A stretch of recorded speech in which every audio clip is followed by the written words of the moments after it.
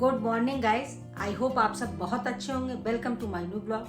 तो वंदना ब्लॉग में आप सब डेली रूटीन ब्लॉग तो बराबर देखते हैं और वंदना हमेशा से अपने डेली रूटीन को आप सभी के साथ शेयर करती रही है जब से आप लोगों के साथ जुड़ी है।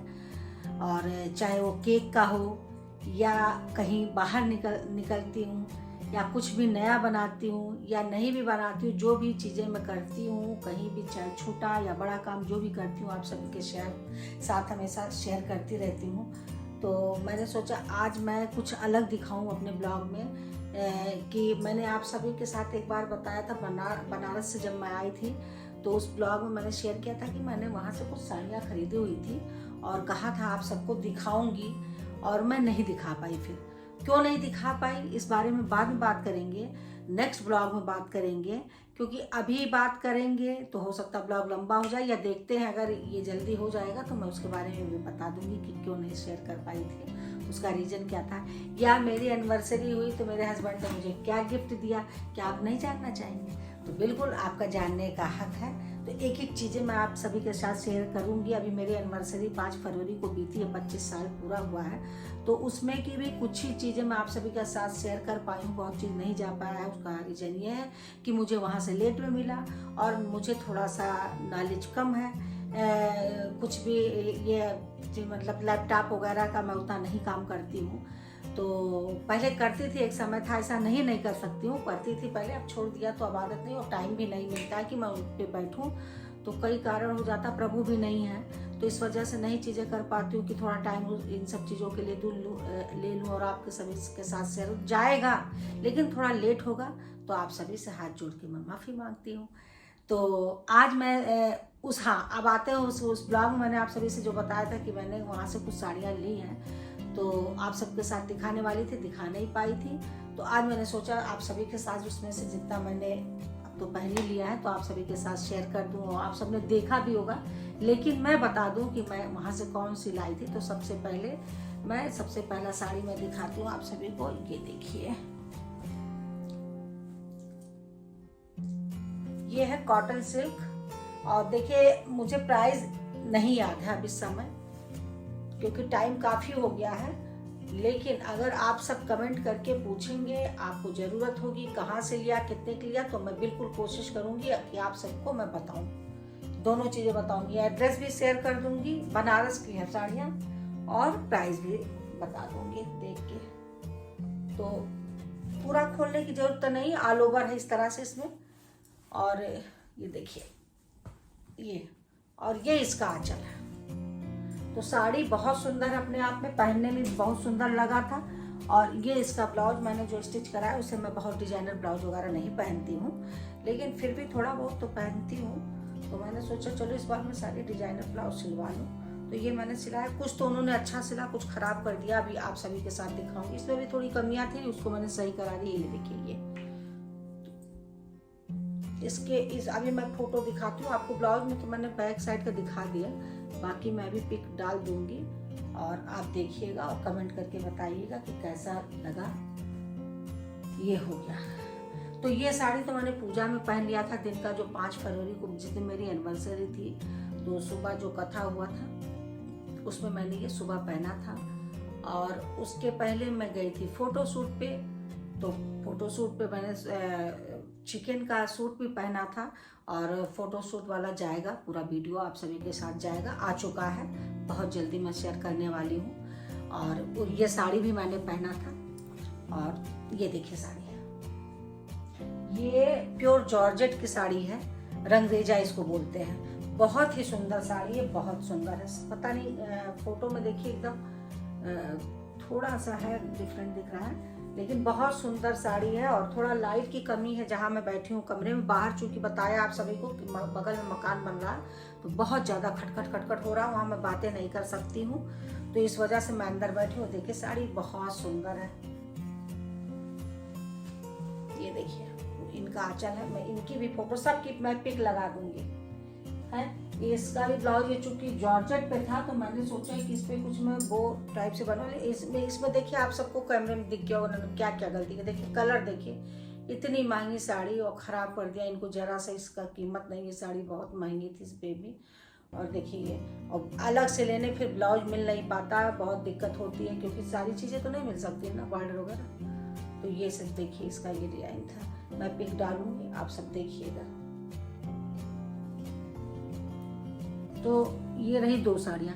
अच्छा, मैं लाई तो थी वहाँ से 4 लाई थी, और बस ऐसे ही ले लिया कि क्योंकि बहुत दिन हो गया था इधर, मैंने कुछ ऐसा साड़ी वाड़ी नहीं लिया था, तो मेरे दिमाग में था कि मैं बनारस जाऊंगी। तो बहुत पहले से था कि मैं बनारसी साड़ी लेने वाली थी, तो पहले सोचा था लखनऊ से, फिर मुझे लगा नहीं, मैं बनारस जा रही हूँ तो बनारस में तो बनारसी साड़ियों की बात ही अलग है, वहीं से ले लेती हूँ। तो इस वजह से मैंने लिया। अब वो देखिए कहाँ से कहाँ पहुँच गया साड़ी, तो नहीं तो मैं तुरंत दिखा देती। तीसरी साड़ी को मैंने पहना ही नहीं था, एक साड़ी को मतलब मैंने पहना नहीं, 2 दिखा दिया। तीसरी साड़ी देखिए, ये है सभी साड़ियों की जान, बहुत सुंदर है, खड्डी बनारसी है, प्योर है, बहुत अच्छा, इतना लाइट वेट है, इतना लाइट वेट है कि आप पहन के ही खुद पहनेंगे तो आपको आइडिया लगेगा। सच में मैं पहनी थी, अगर शायद मुझे पूरी रात पहननी होती ना तो बिल्कुल नहीं पता चलता, जबकि अब हमारी क्या, आप सबकी भी आदत छूटी गई, साड़ियाँ लोग बहुत कम पहनने लगे हैं।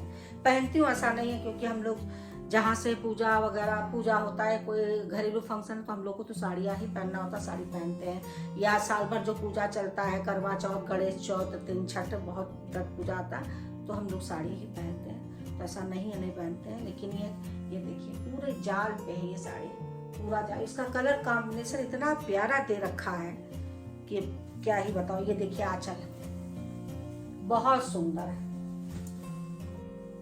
हर किसी ने पूछ लिया कहाँ से लिया आपने, और साड़ी आपकी बहुत अच्छी है। कुछ लोगों ने फोटो पे कमेंट किया कि साड़ी बहुत अच्छी है। सारे साड़ियों पे, जितनी साड़ियाँ मैंने दिखाई सब साड़ियों पे कमेंट आया, और एक नहीं कईयों लोगों ने पूछा कहाँ से लिया है, कितने का पड़ा। तो अब कुछ लोग तो बनारस के नाम पे चुप भाई जी नहीं जाते, हमारा तो खैर बनारस वैसे भी जाना, मैं घूमने के पर्पज से गई थी। वैसे मेरी पूरी रिश्तेदारी, मेरे हस्बैंड का ननिहाल है, तो हम लोग का तो आना जाना बहुत पूरा, हम रहे भी हैं बनारस में। मैं रही हूँ करीब 10 साल, तो मैं रही हूँ 8 से 10 साल के बीच में रही। इसका ब्लाउज तो देखिए ये था, लेकिन इस ब्लाउज को भी उन्होंने ख़राब कर दिया था। तो बाद में मैंने फिर दिमाग लगा के बताया कि आप इसका राउंड नेक कर दो। मैंने आगे पीछे से इसमें केवल वी नेक बोला था उनसे, उन्होंने न जाने इसमें कितनी पाइपिंग और क्या क्या, वो क्या कहते हैं, अरे उसको अभी नाम मुझे नहीं आ रहा है, नाम मुझे अभी देखिए आ नहीं रहा, मैं बताऊंगी कभी। तो वो लगा दिया था, इतना बुरा इस पे वो लग रहा था कि मैं क्या ही बताऊं। अगर उस समय मैं सदमे में चली गई थी, क्योंकि 1 हफ्ता बचा था मुझे पहनना था, और बहुत महंगा पड़ा है ब्लाउज। और फिर ये ब्लाउज अंत में मैंने नहीं पहना, क्योंकि जब 1 से 2 बार ब्लाउज बार बार वो हो जाता ना, मन नहीं करता। और मैंने इसको फिर देखा नहीं दोबारा कि ये कैसा लगेगा। देखूंगी कभी आगे पहनूंगी, ऐसा नहीं पहनूंगी, जब पहनूंगी फिर देखती हूँ कैसा लगता है। तो इसको सही तो कराया, लेकिन जब ये ब्लाउज खराब हो गया तो फिर मैं क्या करती, अब मैं परेशान थी।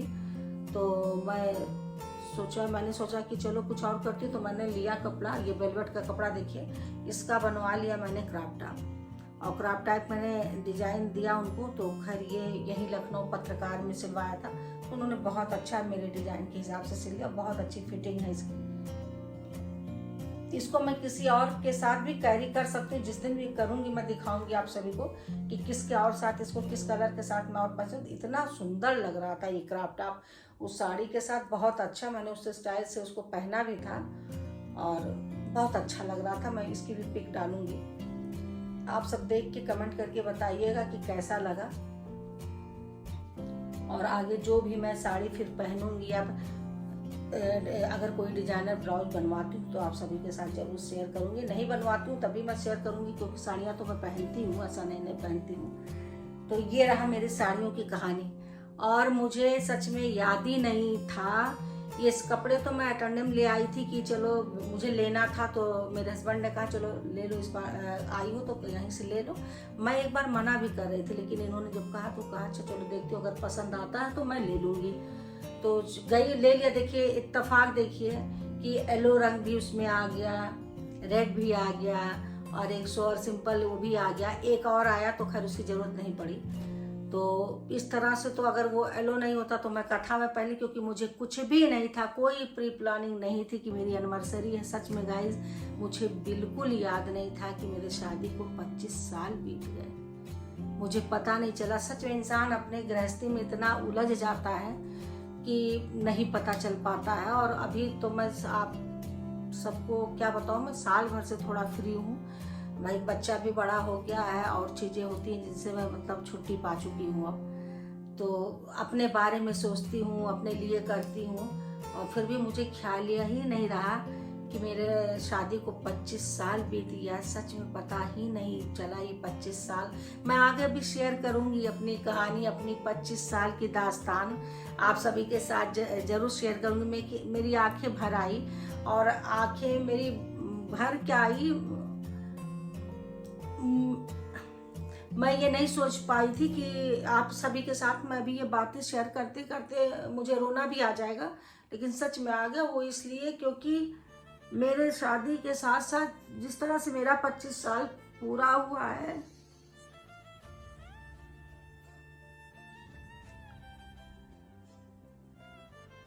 तो मेरे शादी के साल ही 98 में मेरे पापा की भी डेथ हुई थी।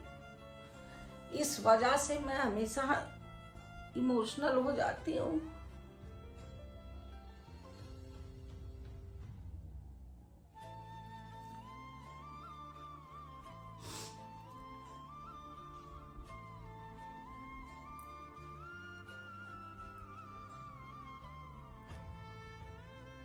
बहुत जल्दी उनका भी 25 साल पूरा होने वाला है। मैं भी फिर हाल मैंने दिखा दिया, और चीज़ें मैं बाद में शेयर करूंगी, अभी मैं नहीं बात कर पाऊंगी, पता नहीं क्यों 2 दिन से हो जा रही इमोशनल। उस समय भी ऐसा कुछ था, लेकिन मैंने अपने मन को बहुत मजबूत कर रखा था कि मैं नहीं रोऊंगी, नहीं याद करूंगी किसी को, लेकिन नहीं हो पाता है।